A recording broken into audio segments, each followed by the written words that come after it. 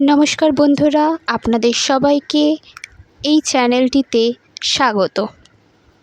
আজ আপনাদেরকে নিয়ে যাব কলকাতার এক ঐতিহাসিক নিদর্শনের সাক্ষী রাখতে। তবে চলুন যাওয়া যাক আমাদের গন্তব্যে। Mahatma Gandhi road metro station থেকে কয়েক পা হাঁটলেই আমাদের গন্তব্য। যারা বাসে আসতে চান তারাও মহাত্মা গান্ধী রোডে নামলেই আমাদের গন্তব্যে পৌঁছে যাবেন। আজকে আমাদের গন্তব্য হলো মহাজাতি সদন। সুভাষচন্দ্র বসুর পরিকল্পনায় রবীন্দ্রনাথ ঠাকুর এই মহাজাতি সদনের ভিত্তিপ্রস্তর স্থাপন করেছিলেন।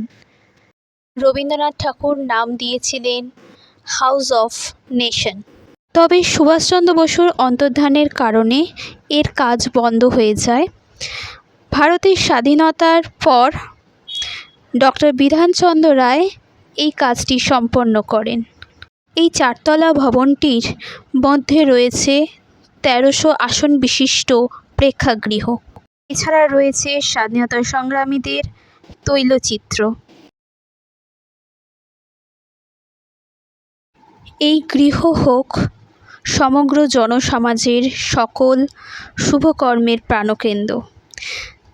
তারা যেন এখানে ভারতের মনুষ্যত্ব এবং জাতীয়তার সর্বাঙ্গীন উন্নয়নের জন্য জ্ঞান ও আলোক খুঁজে পান। তাহলেই তো এই মহাজাতি সদনের নাম সার্থক হবে। এখানে স্বাধীনতা সংগ্রামের সাদা কালো আলোকচিত্রের একটি বিশেষ স্থায়ী প্রদর্শনীও আছে।